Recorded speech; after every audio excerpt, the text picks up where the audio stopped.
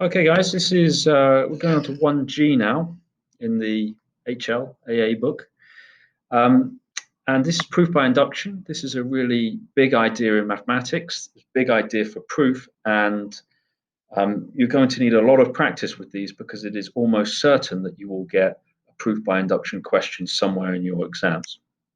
Okay, so let's go through the sort of basic idea of this. I've just found couple of things online. I found a real life example. Real life example is, for example, pushing over dominoes. If dominoes will all fall down if you push the first one down, and if it's true that every domino, when it falls down, it knocks the next one down. Okay, so if the first one falls down, so the second one does. If the second one does, so the third one does. And if any domino falls down, so the next one does. So if the 100th one falls down, then the 101st one falls down. If the 1000th one falls down, then the 1001th domino falls down.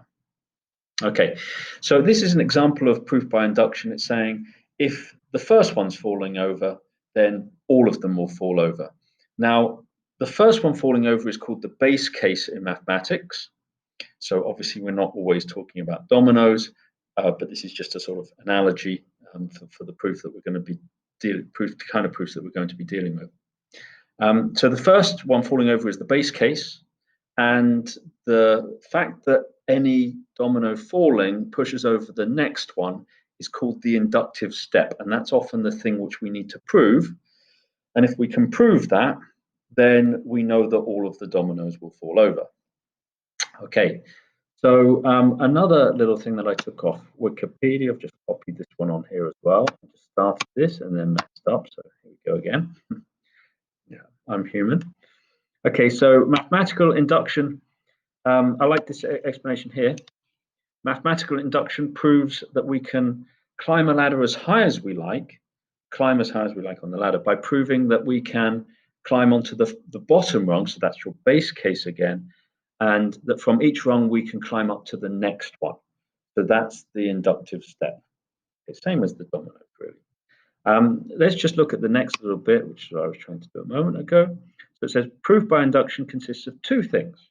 So the base case, or basis, proves that for when n is equal to 0 or n is equal to 1, depending on what the question says, that this idea that they have is holding true.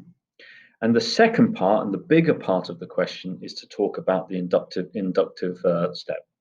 So that proves that if the statement holds for any given case n is equal to k, so any particular k in the middle of all of these n values that you're taking, n normally being a natural number in these proofs, then if it holds true for that thing, if you find out that it then can still hold true for the next one, for when n is now k plus 1, then these two steps establish that the statement will hold true for any natural number. Okay, well, we clearly need to look at this in terms of the questions. That's the idea of this. Let's look at it. Okay, so we're going to look at this one to start off with, and they're just talking about square numbers, really. It's okay to look at the pattern. And this is the investigation 14. Let's get rid of me. Okay, and they're kind of just saying, well, have a look at what's happening here. And, can you see the pattern for square numbers? Obviously, these are square numbers, some square numbers in the middle, going from 4 to 9 to 16. And you should be able to see that to get to 25, you essentially, I don't know how you would notice this necessarily, but you can sort of split up 9 to 16. You could split up here and you could put in 2 extra rows. So look, if we split up this, here we go, and this, we can put in 2 extra rows, one of size 3 and one of size 4. So to get the next row, you might be thinking, okay, well, let's split this one up. Let's just use a different color. Let's split this one up and let's add in a row of +4 and then a row of +5. This diagonal +4 and +5. And that should take us up to 25. Okay, so the inductive step here is going to be to say, well, let's add on 2 terms.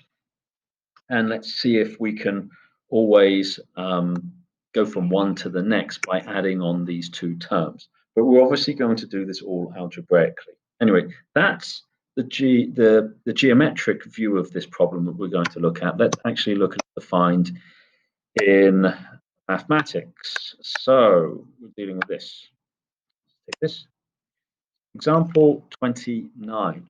Quite a lot of examples to get through on this one, as is the case with all of these exercises here.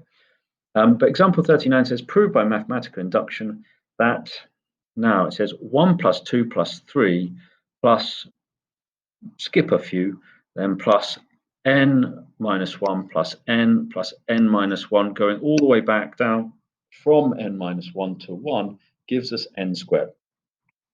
Okay, let's just see what they're talking about here. So let's use some colors, eh? So we're talking about, right, there we go. So just put in some of these dots. Put in 16 dots here to make our square number, if that will do. So what they're talking about is saying, let's do 1, there's the 1, and the 1 on this end, there's the 1 there, and the 2, there's the 2, and the other 2 on the other end, there's the 2, until we get towards the middle. Now the middle row is going to be n. So in this case, we've got 4 squared, so n would be 4 here. So that would be the middle one. And the n minus 1 would be 3 and would be 3 there. So that's the n minus 1 twice there. Now, obviously, as you expand this thing out, you get a lot of middle terms here as well. The fact that we had 3 here and here in this case, and here and here, is just because we're taking a very small case in this one. But this is the general definition on the left-hand side here for what we're talking about geometrically above. Okay, that should give us n squared. Okay, so prove this by induction. Now remember what we were talking about. We need, first of all, a base case. And the base case is going to be to say, well, let's look at when n is equal to 1. So what happens in the base case when n is equal to 1? Well, on this statement, we've got the left-hand side equaling to, well, 1. I mean, it's pretty obvious to see that because we just end up with the 1 here. All of these other terms disappear. So the n minus 1, if n is defined to be positive integers, okay, or n plus, if you like, natural numbers starting from 1, it's just going to be our case, our n in the middle. Now, they don't over elaborate in the book on that one, so I wouldn't bother doing that here as well. But you can see that you're just reduced down to n, and the n minus 1 would be 0, and you're not going to get out negative terms in a geometric case where you can't have negative numbers in a diagonal. Okay, now the right-hand side, n squared, so we've got right-hand side here, is equal to n squared, is going to give us 1 squared, which is obviously just 1 as well. So in this case, we've got the left-hand side is equal to the right-hand side, and that's our base case proved. We know that this works for n is equal to 1. Okay, that's the easy bit. So the next bit is then, well, perhaps we could actually call this something, by the way. And in the book, they often say, let's call this P of n. It's like our proposition, okay? P of n, and they say dot dot, so a colon there to say this is our proposition. So what we've just proved is P of 1. We've shown that the left-hand side is equal to the right-hand side in the base case. Okay, so now we're going to do, we're going to make an assumption. Okay, we're going to make an assumption that this is always true for a middle case. And what we're going to do is show that if it's true for a middle case for some k is equal to n, so maybe for 4, maybe for 5, maybe for any generic arbitrary case that you take in the middle, then if we can show that if it's true for the middle case, that it's true for the next case, so when n is equal to k plus 1, then it's going to be true for 1, for 2 as it is for 1, for 3 as it is for 2, and so on. As long as we started with 1 and it works, and we've shown that moving on to the next one always works by taking a general case, then we will have shown that it works for all of these things. So how do we write all of that down? So now we need our assumption. Okay, and the assumption is basically exactly the same as this. Now I'm just going to save a little bit of time here by saying the assumption is, and just because it takes me ages to write all of this down on here, I'm just going to say that the assumption is P of K. But what it really means is that K is in all of this here. It replaces N. So the assumption is P of K is true for some N is equal to K. Okay, so you're going to need to state that. In fact, you're going to need to restate this thing here with K substituted in. Okay, now for the next bit, I do something slightly different to what the book is doing, but I just want to know, what am I working towards? Okay, so what I'm working towards, and I would write this down because I want to know where I've got to get to. So what I'm working towards here is P of K plus 1. And P of K plus 1 is equal to 1 plus 2 plus 3 plus ... plus. Now these terms in the middle, so if that was previously K and this was K minus 1, now when we put K plus 1 in there, this is going to, sorry, that's not K minus 1, not K minus 1, that's K minus 1, not K plus 1, sorry, that was making a mistake. So when we substitute in now K plus 1 in here, this is going to become K plus 1, and this is going to become K. So K plus 1 and then minus 1. And then the previous one is going to become K minus 1. Okay, so the middle terms are now going to be K and K plus 1 and K, and then to the other end, ...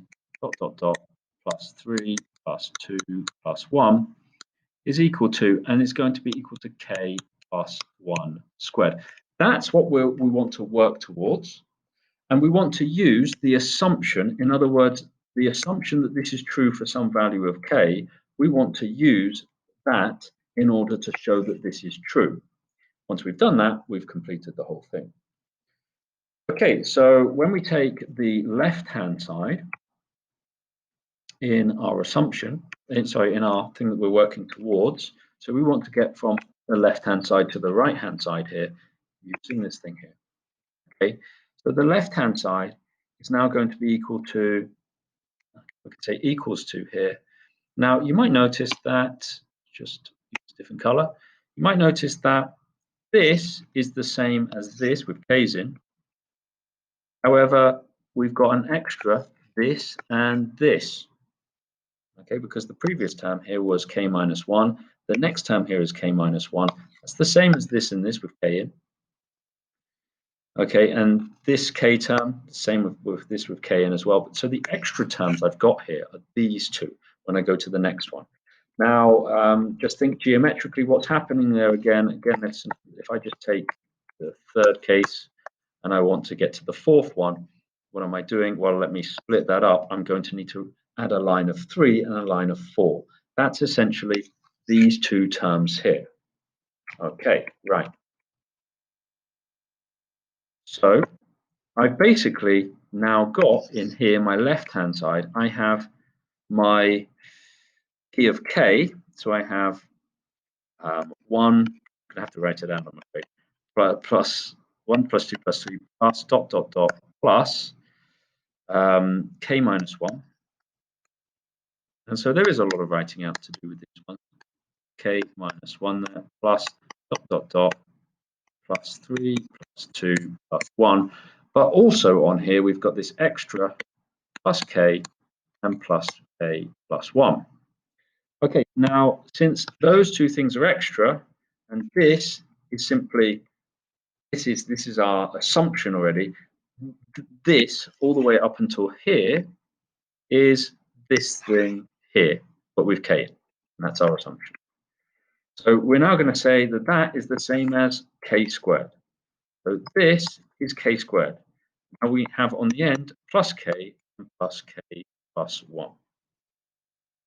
Okay, so we've used the assumption, which frankly I should have written down, with this with K written inside, and we've substituted that into this line here. And so the substitution of all of this gave us k squared, but then we ended up with these extra terms. So there's k squared and there's the extra terms. Now that's a pretty important step. That's using the assumption. So at this stage, I would actually say this is using the assumption. Or if you want, you can say using PK. Yeah, our proposition, which we're assuming to be true. But I would state and I would show to the examiner that I understand what I'm doing here. Okay, so in the next bit, you can see, oh, this simplifies. This is k squared plus 2k plus 1, and that simplifies to k plus 1 all squared. I'd probably put a extra line of working out there. I'm missing it out because it takes me so long to write. Now, I've actually gone from my left-hand side here to my right-hand side using the assumption. That's equal to the right-hand side. So that's good. That's done. Okay, so we are done. We have shown that the first case works. And if we assume any case works in the middle, we've now shown that by that assumption, the next case also works. Now, if we didn't have the base case, all we could show is that it's true that when a domino falls, the next one falls. But if we don't have the original domino falling, if we don't have the base case, then everything else doesn't follow.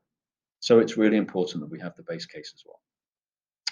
Okay, well, you need to do a little something more here because you need to write a statement at the end. So I'm now going to just look at what the book has written.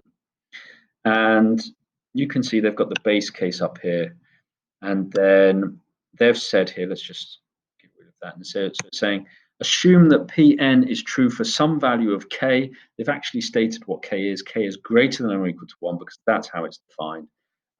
This is only true for natural numbers here, which is, it didn't actually say that, but I think that is an assumption. Actually, it did state it in the first line for the proposition. It said n belongs to the natural numbers starting from 1. It didn't actually say that in the question, but perhaps it should have done, to be honest.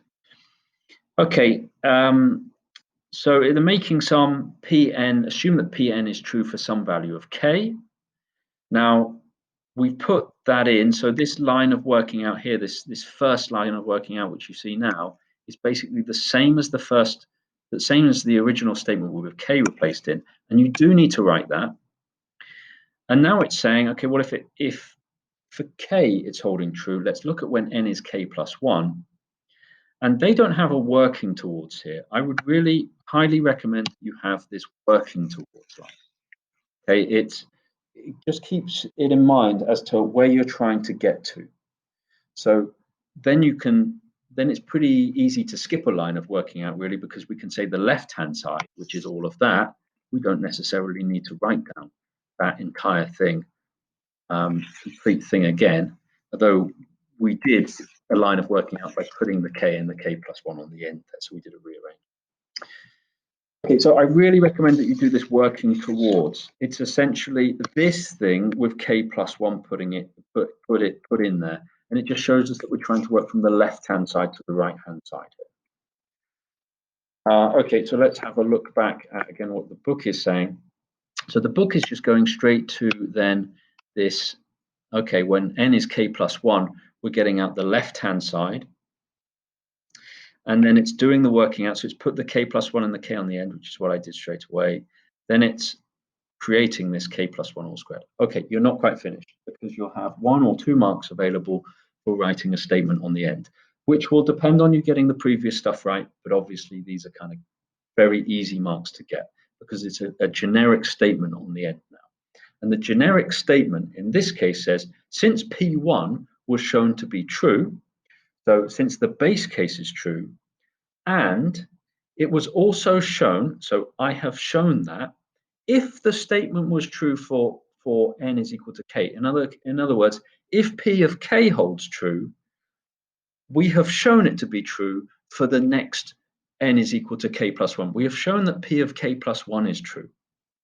And we have shown that using our inductive step. That's the inductive step. Okay, and then it follows by the principle of mathematical induction. So you'll need to state that you understand that you've used a proof by induction. It is true to say that the statement is true for all positive integers. Now that's going to take a bit of time to write down. It's going to take a bit of time to learn that statement. You can write it in different ways. I suggest that you try and learn it off by heart. Okay, so learn it completely. It's pretty much the same all the time.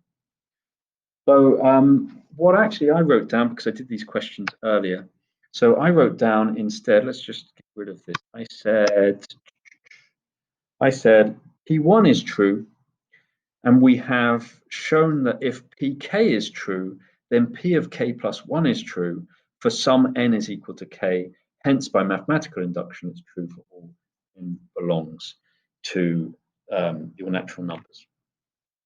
Okay, so let me write that one down. If you want to skip this, it's going to take a little bit of time for me to write. You can do. We've got, you can say at the end of your proof, you can say this implies P of m, the P of 1 is true. And we have shown that, and it's important we put an if in here because we made an assumption, if P of k is true, if P of k is true, we have shown that if P of k is true, then P of k plus 1 is true. Sorry, it's hard to write on here. Is true for all, is true, sorry, back, is true for some n equals to k. Some, important to say that this is a k in the middle. For some n is equal to k. Hence, so that leads to, by mathematical induction,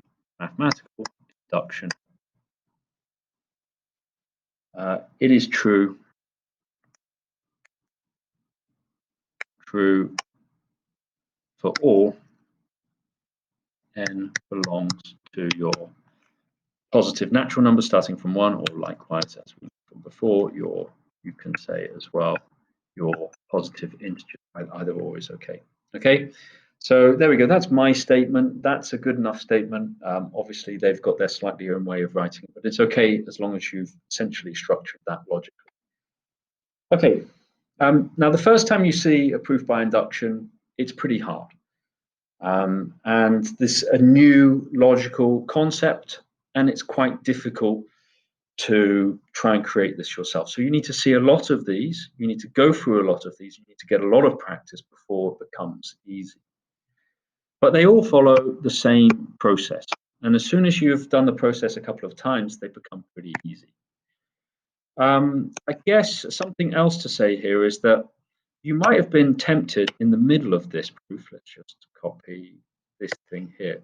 So there was an important step here, right? So when we went from here to here, we used the original assumption. So the assumption was that this holds true to give us k squared and gives us this thing here. Now you have to use the assumption. If you look at this and say, oh, hang on, I recognize here I've got an arithmetic sequence copied twice here, for example, and this is the summation of an arithmetic sequence, and I'm going to use the summation of an arithmetic sequence formula to prove this.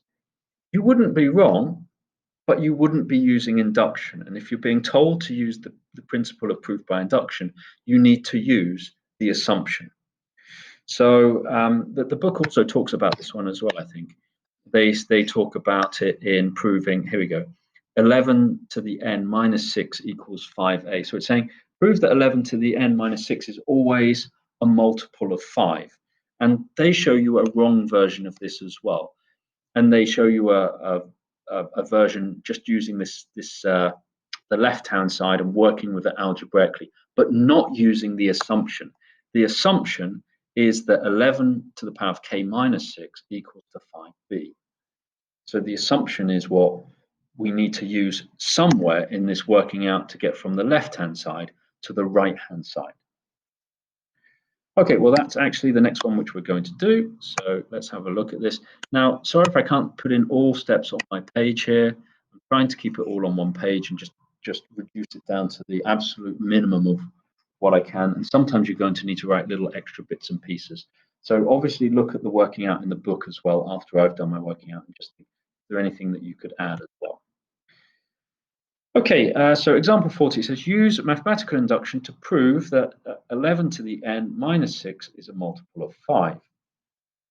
Okay, so we're trying to prove that 11 to the n minus 6 equals to 5a. I'm going to use lowercase there, but actually often they use uppercase. I think they use that later. Okay, so it's equal to 5a, where n is an integer.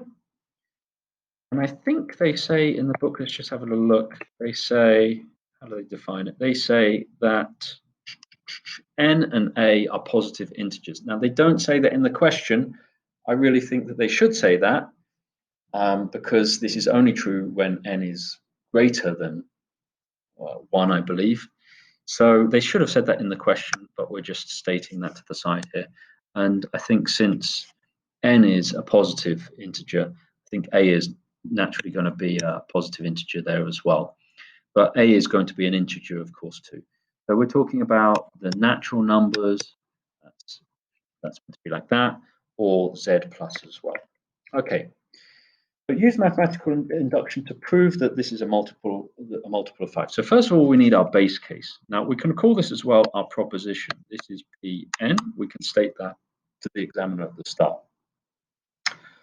Okay, so the first thing we need to do is we should state that this is our base case or our basis, and we need to look at P1. So when we look at the left-hand side, we can see that 11 to the 1 minus 6 gives us 5. And of course, you can see 5 is a multiple of 5, which is the right-hand side. Right-hand side is simply saying multiple of 5. So we can say this is a multiple. Writing is hard on this. Multiple of 5. So equals to right-hand side. So is proven to be true. You don't need too much here, to be honest. Okay, some things are relatively obvious. Okay, so that's the base case shown. 5 is a multiple of 5. Obvious, right? Okay, so let's just get rid of some of this here.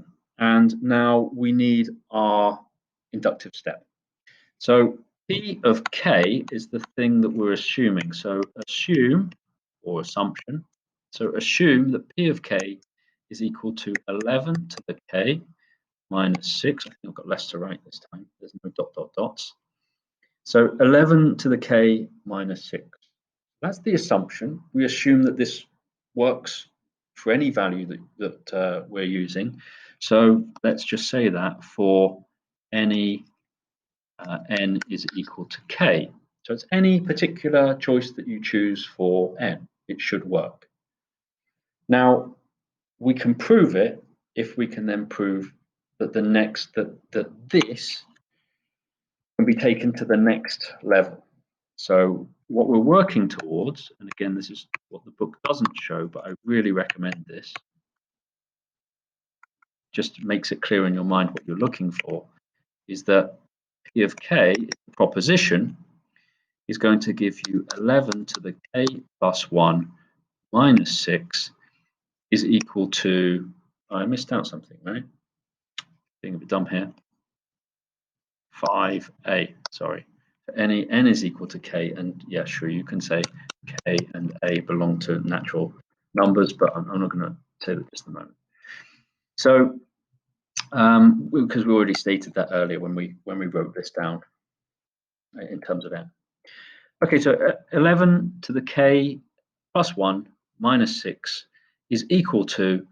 Now we've already used a, so it might not be the same a. In fact, we're expecting that when you go to the next one, it's going to be a different multiple. So I'm going to write down here 5b, where again we should define what b is.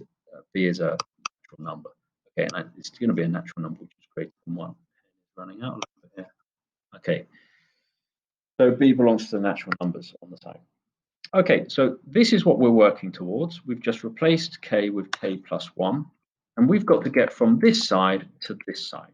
Okay, and now let's take the left-hand side there, and we've got 11 to the k plus 1 minus 6. Okay, now we need to use this thing up here. And you can see this has got 11k in, 11 to the k, and this has got 11 to the k plus 1.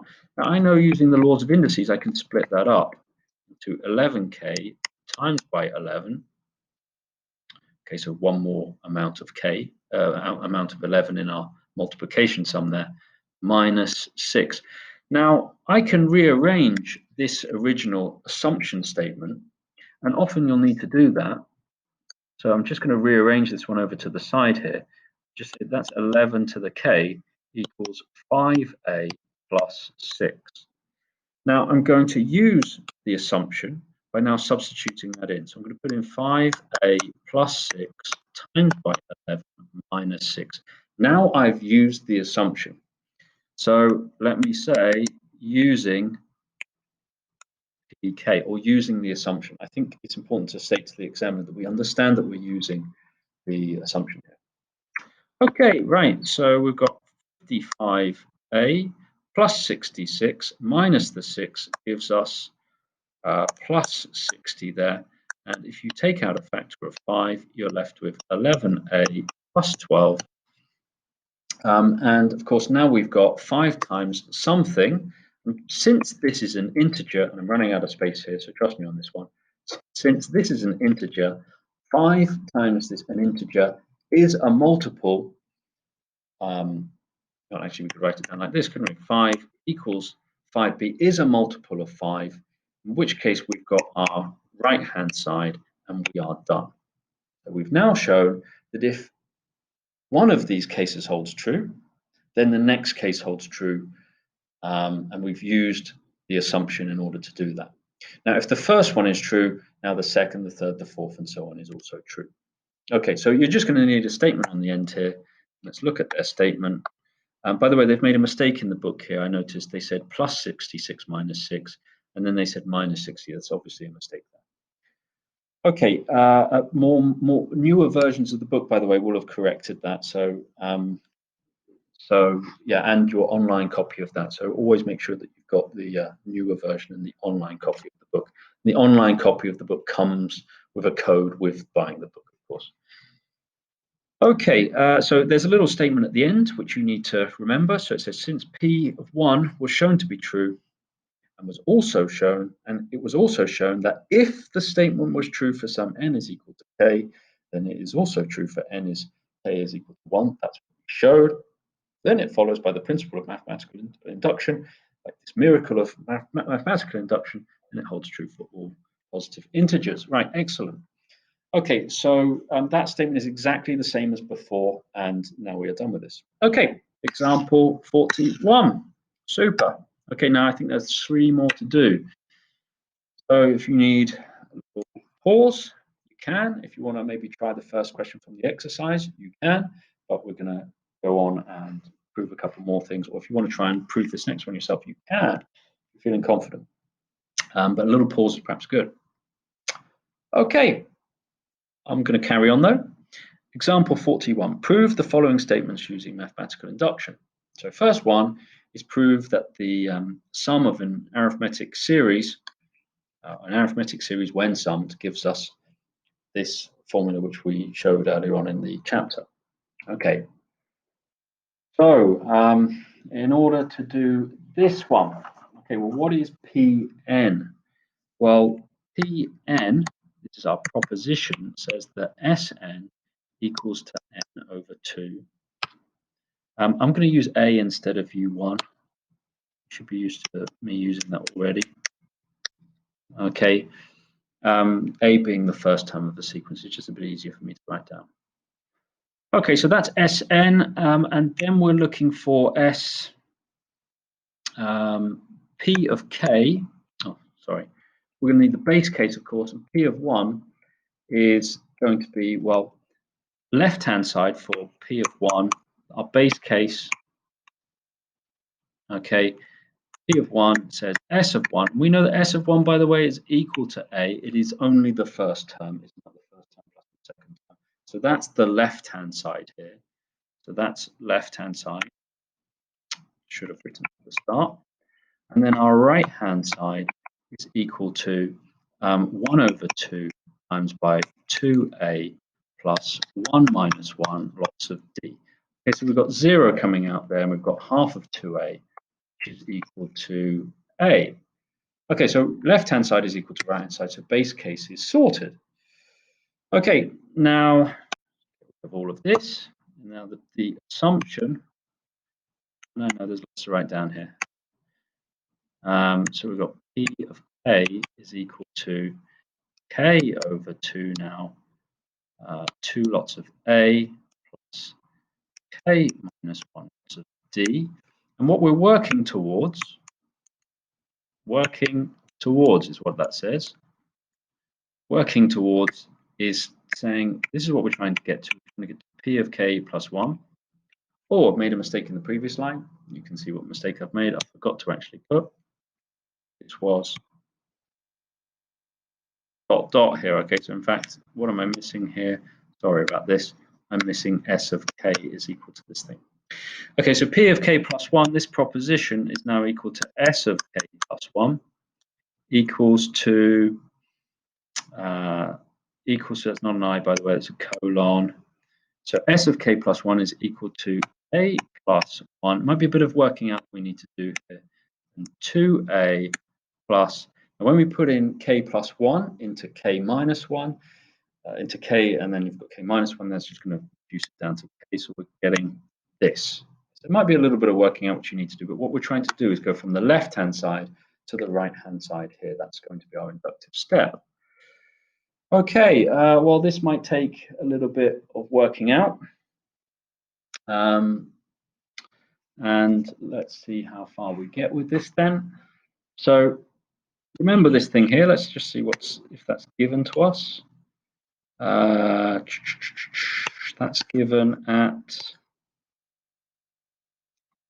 that's not given until the final part here. That's this part here or this part here.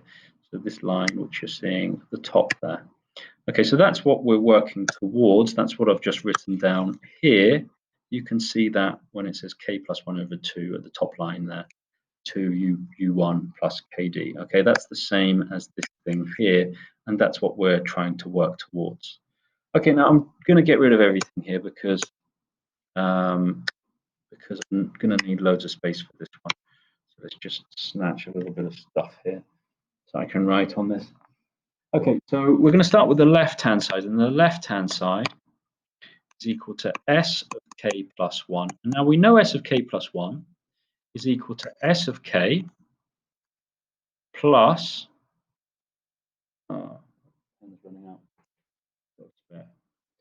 so that's S of K plus, and we've got here U K plus 1. Okay, so the sum of the first K plus 1 terms is the sum of the first K terms plus the next term. Okay, now using the assumption, so we're assuming that this is true, we've got now K over 2A plus K minus 1 lots of D, plus on the end here we've got U1, so U of K plus 1 is A, plus, now the next term in an arithmetic sequence is going to be not n minus 1 plus d, that's kind of the formula which we're using, but we need to put in k plus 1 into that. And when you do that, you end up getting plus k lots of d. So the previous term, the nth term, is plus n minus 1 lots of d, and now we've got plus n lots of d, if you like, but we're now using k instead of n. Okay, so that's just using the normal formula un equals a plus n minus 1 lots of d. Okay, we're putting k minus k plus 1. Okay, at that stage, I would again say to the examiner, so there's a little bit of a sentence here that you want to put in. You just want to say to the examiner, that's using the inductive, that's using the assumption. Okay, so now we need to play around with this thing in order to get the thing at the top here, which we're working towards. Okay, so let's play around with this then. So let's multiply out the brackets. We're getting k times a when the twos cancel. Plus, and I'm going to do a bit of multiplying out here. I've got k squared times by d minus kd, and they're both divided by 2 there as well. Now I would actually spend a bit more time multiplying that out. Multiply that out, and then multiply both of those terms by this one here, and you should get those 2 terms. Now on the end here, I can see I've got a and kd, and now because I've got kd here, I really want to put it together with this kd, but it doesn't have a 2 underneath. So I'm going to just put this one down as a and 2 lots of kd over 2. So I'm just going to make this a common denominator there. So now I can add this term and this term, and I can see that I've got ka plus a, which is, when factorized, a and k plus 1. And then I need to put my other terms together. So we've got k squared d over 2. And you might want to do this yourself. Plus k d over 2. We've got 2 lots of something, 2 lots of kd over 2. Take away a kd over 2, leaves us with 1 kd over 2. Now again, normally in class I would say, can you work out all of these steps yourself? So I'd give you this and let you play around with it to try and get to a final answer. So you probably want to pause this and do these things yourself. Okay, now I can see that I've got k plus 1 there as a factor, and I can also see that I could make k plus 1 a factor here as well. No, I can't. Or maybe I can. Yes, I can. If I take out if I take out the d's here, and if I take out the k. So if I take out k and d over 2, then I'm left with a k, and I've got 1 lot of that thing there as well. Again, all of this is just GCSE stuff. It's earlier level stuff for you guys, or should be. Right, finally, I can remove the k plus 1, and I can also notice that if I put a 2 over 2 here, and I can take out a factor of 2, and I'll be left with 2a in there, and then here I'll just be left with kd. And that was what I was trying to work towards earlier on. If you want to flick back in the video, that's now given me my left-hand side. So I've now taken the left-hand side to the right-hand side. Sorry, not left-hand side. A little tired here. The right-hand side, and now that's done. Okay, and that is taking us to this line at the top here, which I'd already simplified earlier on in my working towards statement. Okay, well, we are done. You just need a statement at the end, and again, the statement is the same as before. You can see that you can need to remember that statement. Just remembering that statement, we're saying since the first proposition, the base case is true, and since if the statement is true for any n is equal to k, then it's true for, it has been shown that it is true for n is k plus 1, and by the principle of mathematical induction, which in fact is not magic, then this statement holds true for all positive integers. You need something like that at the end. Okay, well, I'm starting to make little mistakes there, so but I'm going to try and plow on, and I've got 2 more questions to work on. So I've got 41b and I've got 42. I think that takes me up to the end. Okay, and the next 2 aren't too long, so let's do this next one. So next one. So for part B, here we go. This is 41 part B. The sum of the first, prove by mathematical induction, the sum of the first n terms of a geometric sequence with the first term of u1 and a common ratio of r is given by this formula here. Okay, well, we know what to do. The proposition Pn is this thing here.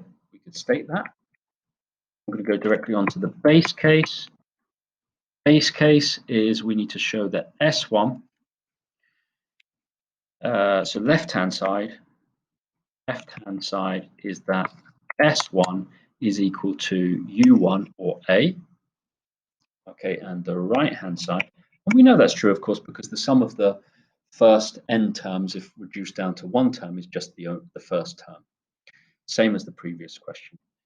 And the right-hand side gives us, write A instead of U1, so A and then 1 minus R to the 0, because R to the, oh, that's interesting.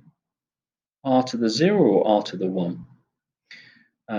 Common ratio of R is given by this. Well, we need to get A, so that's going to need to be a 0 there, and that's going to need to be 1 minus R. Now, I've kind of cheated a little bit there to make sure. Hang on a second there. No, I'm being a bit dumb here. Sorry, apologies. I said I was getting a little tired here. So we want to have 1 in there. So yeah, this is from n is 1 onwards. I think in the next question, I'm getting a little confused with that, where they start with n is equal to 0. No, so those two things are the same. So in our proposition, I think we needed just to state that for n is a natural number, positive natural numbers. Let's have a look at their proof. Did they state that? No, they didn't state it. Okay. No, they really should. Okay. So where are we starting from? Are we starting from 1 or are we starting from 0? Sometimes you start from 0. So, okay, so we've done that, and we can see that the right-hand side is equal to this, and that's equal to A as well. So the base case we've shown it to be true. Okay, right, so let's get rid of that, because now we're going to have our assumption. So we need our assumption. And the assumption is that P of K gives us S of K for a geometric sequence, should give us A times 1 minus R to the K all over 1 minus R. Pretty straightforward. Okay, and now what we're working towards, I'm just going to write WT because my handwriting is boring. So what we're working towards is P of K plus 1, and that's colon, that's S of K plus 1 is equal to A 1 minus R to the K plus 1. This was a little easier now, 1 minus R. Now, of course, we've proved these earlier on in the chapter in a different way, but obviously we're being told to use proof by induction here. Okay, so that's what we're working towards. Now, the left-hand side of this one is equal to S of K plus 1 is S of K. Same thing again, even though it's a geometric sequence, to get to the sum of the series, we're adding the next one along. So plus the next term, which is UK plus 1. Okay, and then we're going to put in here S of K. Well, S of K is this thing. There's going to be a lot of working out here again, I think. We've got, let's try and write a little smaller. 1 minus R to the K over 1 minus R, and plus the next term along, and the next term along is going to be A R to the K. So remember, normally with geometric sequence, we have U and A R to the n minus 1, but because we want the next term, the n minus 1 is going to now become, we substitute in K plus 1, it's going to become just K, next term along. Okay, so now we need to do some working out, and I would suggest that you go ahead and figure this one out yourselves. And but if you want to see how I do it, I would make this one have the same denominator as this one. Okay, 1 minus R to the K, let's put it all as 1, plus A to the R K 1 minus R. So I've just made a common denominator of 1 plus R on this. I'm going to times the numerator by that as well. And then, I don't know where I'd go with that. I'd probably just multiply out the brackets on the top and see that I've got A minus AR to the K plus AR to the K. Great, those two arcs, if you like, cancel out. And then we've got minus A R to the K plus 1, because we're adding another R into R to the K. So we're using laws of indices there. Okay, and this is going to cancel, and then we're there, I think. So then we've got factorize out a, and we've got 1 minus r to the k plus 1. That was the right-hand side that we're trying to work towards. That's what we needed there. And then minus 1 minus r there, divided by 1 minus r on the bottom, equals the right-hand side, and therefore we're done. So we just need a statement on the end there. So we've taken the left-hand side to the right-hand side through a bit of algebra and using the assumption. Okay, right. Final question. You can see, by the way, the statement on the end is the same. Final question. Okay, there's a one-take video here. Pretty proud of that. Okay, example 42. Use mathematical induction to prove that 3 to the 2n plus 7 is divisible by 8 for n belonging to the natural numbers. Now, this one is one of those which is pretty quick to prove, to be honest. So again, we've got our original proposition. We can call this Pn. I want to set that up to start off with. But then we're going to go to our base case. So define what Pn is to start off with, just as they do in the book. And then the base case is when n is equal to 1, we're getting, oh, I actually probably need that base case Pn. Sorry, the proposition. So we've got 3 to the 2n plus 7. So I need to write this on the end. I need to write 8a. Okay, and a is an integer as well. There you can define a to be belonging to the natural numbers as well. Okay, in fact, we know it's natural numbers and not integers because we're not going to get negative numbers from this, but that's not a big deal. Okay, so in the base case, we can say that the left-hand side is equal to 3 to the power of 2 when we substitute in the 1, plus 7 gives us 16, and 16 is a multiple of 8 equal to 8a, so that's equal to the right-hand side. So the base case has been shown to be true. Okay, let's get rid of that now. I might need a bit of space to work out the other stuff. So the base case has been shown to be true. Now we want our assumption. So we're going to need to say to the examiner, assume pk is true, pk colon is saying 3, 2 to the k plus 7 is equal to 8a. And where for some, I keep forgetting to say this, but for some, n is equal to k. I should really state that. Okay, now what we're working towards, I'm just going to write WT for this. What we're working towards is p of k plus 1, and that's equal to 3. And then if I put k plus 1 in there, I'll end up getting 2k plus 2 when I multiply out the bracket. Plus 7 is equal to 8a. Okay, oh, not 8a, 8b, because we don't know it's the same a. So it's a different, probably a different multiple of 8. Okay, so let's take the left-hand side there.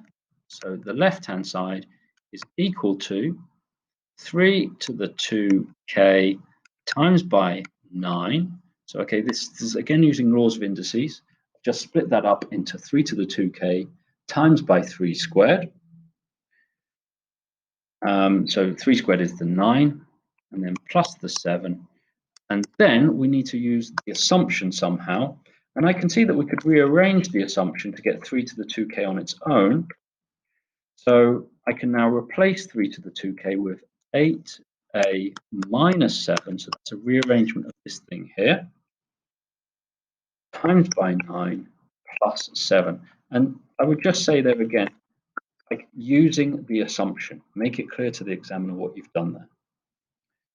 Okay, next line, we've got 72a minus 63 plus 7. I'm sure you can see where this is going.